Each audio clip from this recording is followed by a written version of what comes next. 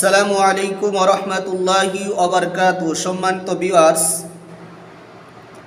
আমি আপনাদের সামনে আজ আলোচনা করব কিভাবে ঘরের ভিতরে পুঁতে রাখা অথবা বাড়ির আঙ্গিনায় পুঁতে রাখা জাদু ও কুফরি কালাম নষ্ট করবেন।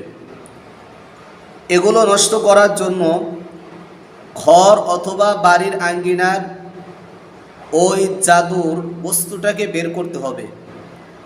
এবার আপনি তো জানেন না আপনার ঘরের কোন জায়গা অথবা আপনার বাড়ির আঙ্গিনায় কোন জায়গা জাদু বা কুফরি কালামের কাগজ অথবা তাবিজ পুঁতে রাখা হয়েছে। এগুলো জানার জন্য একটি আমল দিব। এই আমলটা করলে ইনশাআল্লাহ আপনি জানতে পারবেন আপনার ঘরের কোন জায়গা জাদুর অথবা কুফরি কালামের কাগজ অথবা তাবিজ পুঁতে রাখা হয়েছে। আমলটি অত্যন্ত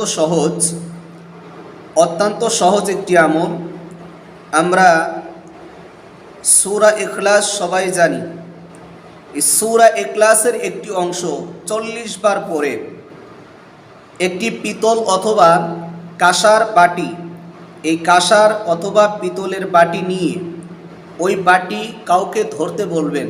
ধরতে বলার পরে আপনি সূরা ইখলাসের একটি অংশ আল্লাহুস সমাদ, এই আল্লাহুস সমাদ শব্দটা 40 বার পরে ওই বাটিতে যদি আপনি ফু দেন, 40 বার পরে বাটিতে ফু দিলে অটোমেটিক ওই বাটিটা যেখানে জাদু করা হয়েছে বা যেখানে জাদুর জিনিস পুঁতে রাখা হয়েছে বা কুফরি কালামের জিনিস পুঁতে রাখা হয়েছে, এই স্থানে গিয়ে বাটিটা ঘোরাঘুরি করবে।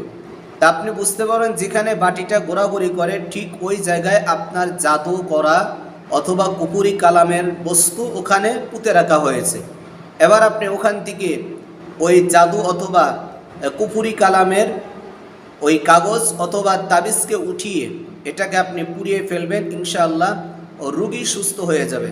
আর যতক্ষণ পর্যন্ত এই তাবিজ উঠিয়ে না রাখা হয় অথবা এই কুফরি কালাম জাদুর এই বস্তুটাকে উঠিয়ে যতক্ষণ পর্যন্ত পোড়ানো না হবে বা ফেলে না দেওয়া হবে, ততক্ষণ পর্যন্ত রোগীকে যতই ট্রিটমেন্ট করা হোক না কেন রোগী সুস্থ হবে না।